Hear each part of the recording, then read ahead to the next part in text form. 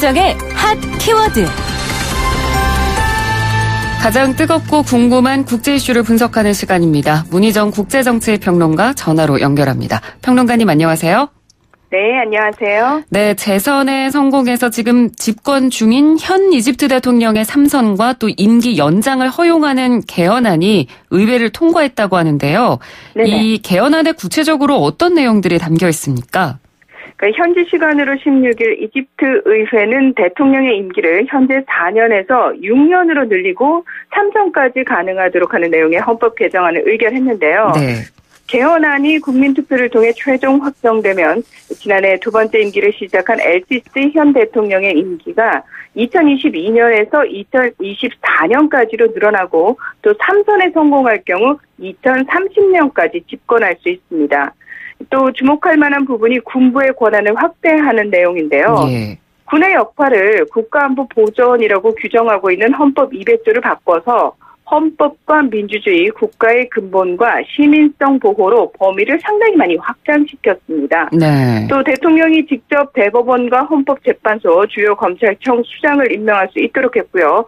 2014년에 폐지된 상원을 복구해서 대통령이 전체 180석의 3분의 1을 지명할 수 있는 내용도 담겼는데요. 그러나 국민이 직접 선출하는 하원 의석 수는 전체 596석에서 450석으로 25%가량 축소했습니다. 네, 말씀해 주신 내용을 들어보니까 전체적으로 대통령의 권한이 좀 강화되는 그런 방향으로 헌법이 바뀐 거라고 볼 수 있겠네요. 네, 한마디로 대통령과 군의 영향력은 확대되고 의회의 역할은 축소하는 내용의 개헌이라고 할 수 있는데요. 국제 앰네스티는 이집트 사법부의 독립성이 크게 흔들릴 수 있다는 비판을 내놓기도 했습니다.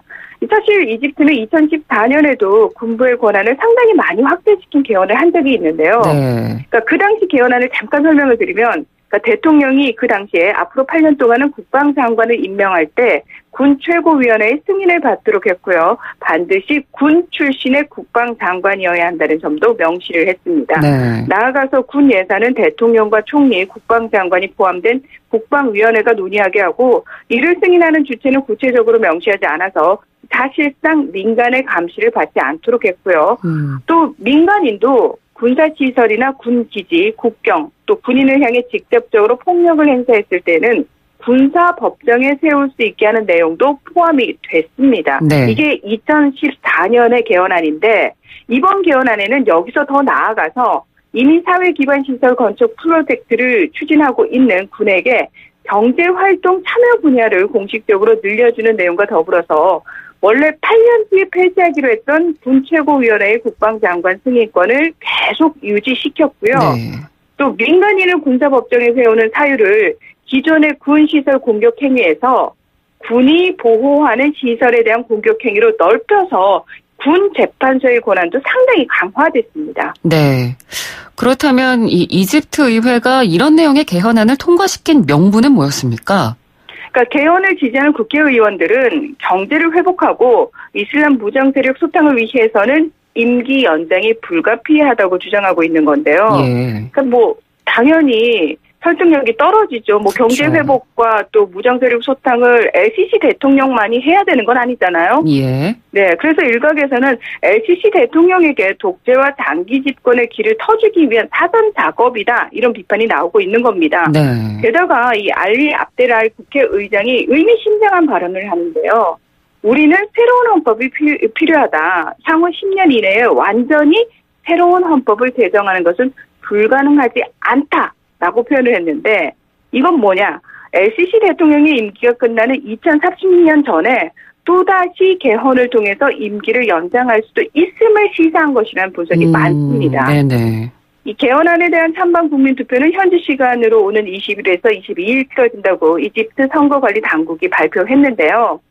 수도 카이로에는 의회가 개헌안을 통과시키기 전인 이달 초부터 헌법 개정안에 찬성하라고 촉구하는 대형 포스터와 배너들이 걸린 것으로 알려졌습니다. 또 영국 BBC 보도에 따르면 LCC 정권이 반대 여론 결집을 막기 위해서 관련 웹사이트 약 34,000개의 접속을 부분 혹은 전체적으로 차단하고 있는 것으로 밝혀졌습니다. 네. 이 웹사이트 접속이 차단되는 이런 통제가 개헌 때문에 그럼 일시적으로 지금 행해지고 있는 건가요?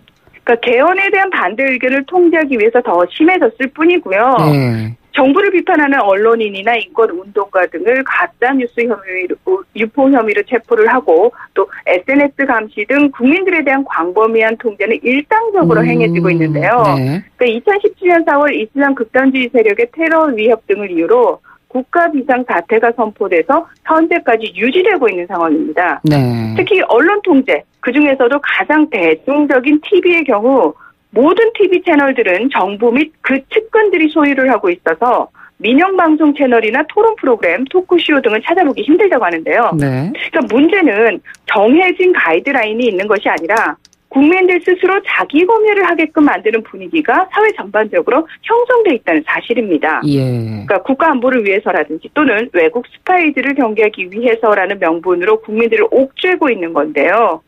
이집트 인권단체 이집트 자유와 권리위원회에 따르면 정치적 실종 사건이 매달 40여 건씩 발생하고 있고 국제인권단체인 휴먼 라이츠 워치는 지난 3년간 이집트에서 어린이를 포함해 15,000명이 넘는 민간인들이 군사법원 재판을 통해 처벌받았다 이렇게 밝히기도 했습니다. 네. 또 테러 위험이 있다는 이유로 모든 정부 부처 건물들과 중앙은행의 주변에는 4m 높이의 콘크리트 벽을 쌓고 무장 군인들을 입구에 상시 배치시켰는데요.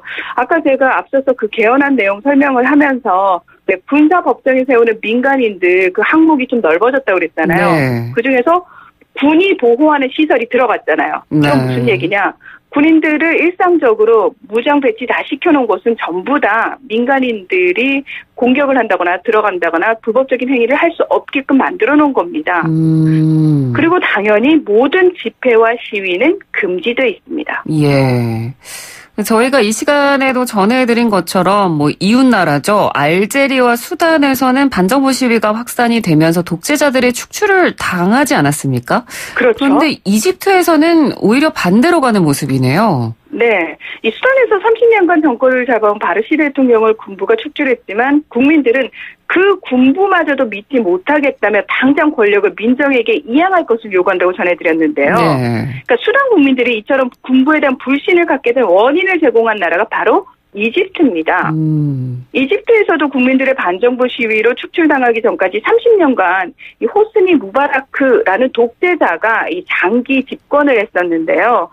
2011년 초에 아랍의 봄으로 무바라크 정권이 붕괴된 뒤에 역사상 최초로 민주적 선거로 뽑힌 사람이 무슬림 형제단 소속의 무함마드 무르시 대통령이었습니다. 네. 하지만 2013년 7월 당시 국방장관이었던 LCC 현 대통령이 쿠데타를 일으켜서 권력을 장악해버렸는데요.